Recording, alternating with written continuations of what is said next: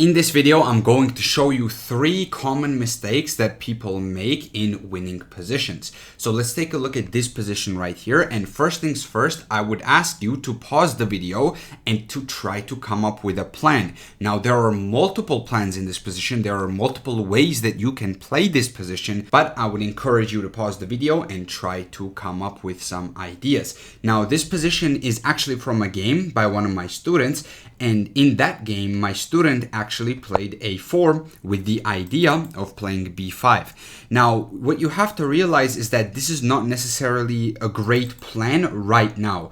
So it makes sense on paper because we have 2-on-1 on the queen side and we're trying to go a4, b5 and create a passed pawn. However, right now, it is too early for that. It's too early to play a4, b5. Let me show you this position right here, which is the exact same structure, right? It's the exact same structure right here, but with all the pieces traded off. Now, if this was the position, then yes, playing a4, b5 would be absolutely correct. But when we have so many pieces on the board, let me go back to this position right here, a4, b5 is not so good. And there is a very important principle in chess, and that principle is that whenever you're winning, you want to trade pieces, and whenever you're losing, you want to trade pawns. So in this case, the side that is losing is the black pieces, so black benefits from trading pawns. So the first mistake is that when you're winning, you trade too many pawns, which allows your opponent to either equalize or in some cases also create counterplay. So let me just quickly show you why it's so bad to go a4, b5 right now. Let's say you play a4 and let's say you play b5, right? And after a takes b5, white has basically 2 choices. White either has to take back with the pawn or white has to take back with either of the knights. The better thing to do is to take back with the pawn. And this actually still maintains advantage for white, even though in my opinion, it's not really good to go for a4, b5 anyways. But if you were to take with the knight, for example, now the advantage goes down a little bit. Now, why is that the case? Why did the advantages go down? It's because this pawn on a6 right here blocks the rook. It also blocks the bishop. So whenever we make this exchange right here, or even this exchange right here, the bishop can go to a6, and also the rook has a target on a4. So both of these pieces all of a sudden come to life with one single bad plan by the white pieces. Now, if you take with the pawn, this only opens up the rook and the bishop stays kind of locked. So this is why taking with the pawn is slightly better than taking with the knight. But the thing is that you should not be playing a4, b5 anyways, because you have other plans in this position that you can go for that are much better. For example, instead of playing a4, b5, you can play a move like rook to c1, bringing a rook to the semi-open c-file. Let's say black does the same. Now you will start maneuvering this knight to this c5 square, which is a weak square. This is an outpost square for the white pieces, which will pressure the bishop and the pawn forever. Let's say our opponent tries to stop us from doing that. No problem. We will go knight c5 anyways. We will make this exchange. And let's say our opponent tries to block our pawn with a move like bishop to c6. That's fine as well. We can take on c6 and then we can play d4, or we can go queen a4 and then play d4. Basically, we have multiple options. Let's just play d4 just because this keeps the position very solid. Now we have a protected passed pawn on c5, and this is a completely winning position. We will take control over the b file and we will convert this way. However, if we play a4, b5 early on, the problem here is that all of black's pieces come, well, at least this rook and potentially this bishop in the future if we push the pawn to b6. Not right away, but in the future, it's possible for this bishop to develop to a6. But with this trade, we haven't really accomplished anything. We have traded a pair of pawns and we have opened up the a file, but we already had an open c file to work with. So there was no necessity to play a4, b5. As a matter of fact, this pawn being on this b4 square helps us because it keeps this pawn frozen on a6, which means that if, let's say, we play a random move, which is h3, not a good move, or actually even better, let's just play a3, very solid move. If our opponent pushes the pawn, we push as well, and now we are going to get a protected passed pawn. a4 is not possible because we take the pawn, and we're going to play a4 ourselves, and we get a protected passed pawn. And this rook stays blocked, and this bishop also stays blocked. So white has an incentive to keep the pawn on b4 and not actually advance it at all unless black pushes. If black pushes, let me make a random move again, which is a3. It's a good move. And if black pushes, then we push as well, because this way we maintain control and we don't allow black's pieces to open up. And also the pawn on b4, as you saw earlier, it controls the c5 square. This is an outposted square, so we can go knight a4, knight c5, take control of that square, and this is just a very, very nice position for the white pieces. Now, my student here in this game, he ended up going a4, b5. Unfortunately, he ended up losing, but that's life, right? You're gonna lose a lot of winning positions throughout your chess journey. That's totally normal, but the main thing is try to avoid these mistakes. And the first mistake is try to avoid trading too many pawns when you are winning. Just to add to the point that we just talked about, let's briefly take a look at this position right here. So in this position, basically white is up a piece, but black has an extra pawn for that piece. And one of the ways black can try to play this is this move, pawn to c4. Now, based on what I have just told you, what would be your move here? Now, if you said takes on c4, this is wrong, because remember, whenever we are up in material, whenever we are winning, we want to keep the pawns on the board. When we trade like this, we get closer and closer to a draw. Now, hypothetically speaking, if these two pawns are traded off, rook and bishop versus a lone rook is a draw for black. And actually with black having an extra pawn, it's even more of a draw, right? So black has a very clear plan here, very clear drawing plan to go a6, b5. And if he manages to trade off a pair of pawns, so as I said, this is not a separate point. This is basically expanding what we just talked about. You do not want to trade pawns whenever you're in a winning position. You want to push them. This is situational. There are some exceptions to this, but remember that you don't want to trade too many pawns. That's the key word, too many pawns. There might be some scenarios where your opponent has an extremely powerful pawn. In that case, you want to trade that, but that's not the case right here. In this situation, we want to maintain our pawns as they are.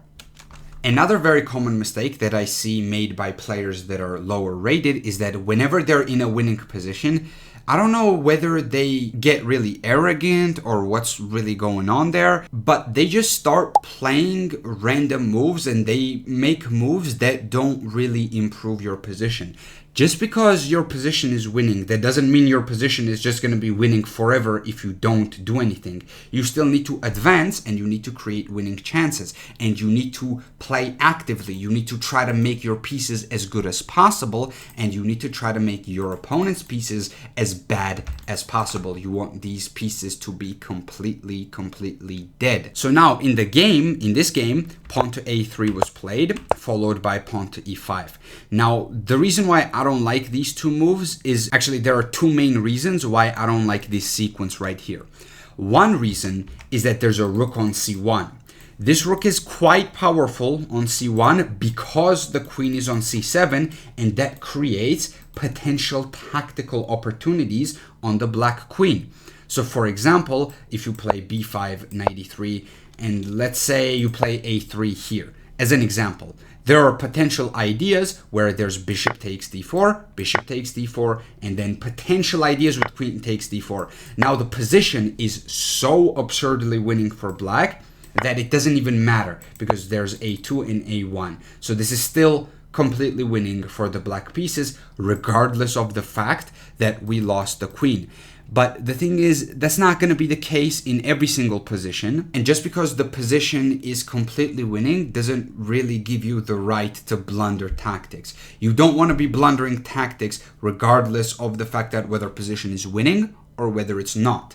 So you have to realize that there is a potential tactic brewing in the position, and you have to sidestep that. So b5 in itself is not a bad move. It's actually the best move in the position. It's a fantastic move. And let's say knight e3, we just simply want to sidestep this pressure. Queen b6, very simple. Move the queen out of the way. Even queen b7, it doesn't matter. As long as you just move the queen out of the c file, you make this rook useless that way. Because the rook on c1 is not really doing anything anymore on the c file. Yes, it's on a semi-open file, but we got these two pawns that are going to push up the board, and the rook's not going to be doing anything on the c file anyway, so it's going to be very useless on c1. Now, secondly, an even worse move that my student played in this position that we discussed and I scolded him for was this move, pawn to e5. Now, pawn to e5 is bad once again for two reasons. Reason number one, it blocks the bishop when it's not really necessary to block the bishop. This knight right here on d4 is sufficiently defended. You don't need to overprotect it with e5. Secondly, this square on d5 has been weakened. And now there is this maneuver with knight to e3 and knight to d5, which did not happen in the game,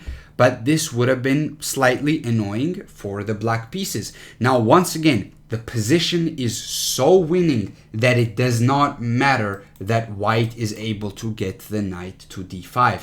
However, as I said, that does not give you the right to keep doing whatever you want and keep blundering moves like e5. Remember that you're making conversion process harder for yourself whenever you make moves like this. And that's not what we want. We want to make the conversion process as simple and seamless as possible, because these small errors with e5 and even a3 so early, the small errors, they really add up and they allow your opponent to create practical chances for himself. We're not computers. We might make mistakes at some point even if we have a winning position. So you have to keep that in mind, and you have to make the conversion process as simple as possible. And once again, what ended up happening in this game is that my student, he was not able to convert. Well, he was winning for a very long time, but the thing is that this bishop is blocked now and it's not participating in the game because e5 was played. This move was a very counterproductive move for the black pieces.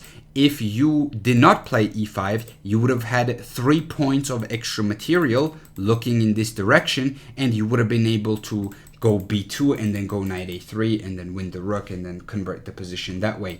But the process became more difficult when e5 was played, and that sort of led to a snowball effect where black blundered way later on in the end game, and white actually ended up winning this game.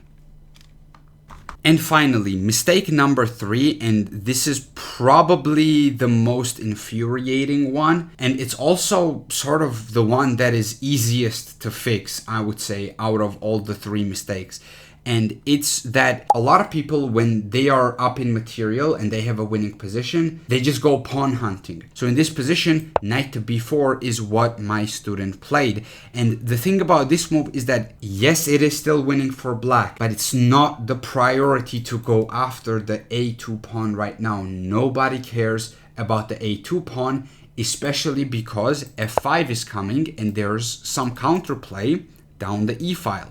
Instead of playing moves like knight to b4, you need to be thinking about consolidating the position that you already have. So for example, you see that f5 is a threat and there are some potential tactics on e7. Move the bishop out of the way, go bishop to b4 to dodge this f5 move. Because if knight to b4 and then f5 by black, if we take this, there's queen e7. All of a sudden, you lost a piece. Once again, you're still winning, but if you trade here, let's say, and you take this pawn, look at how much your advantage has dropped. Your advantage dropped by 2.5 points.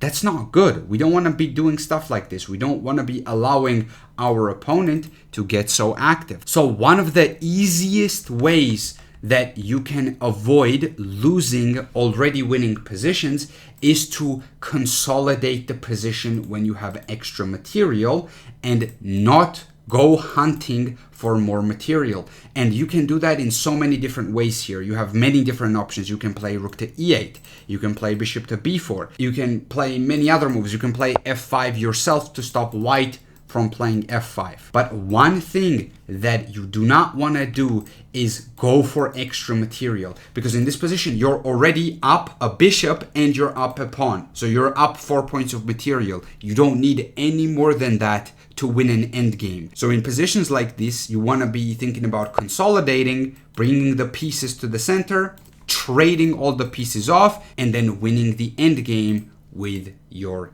extra piece.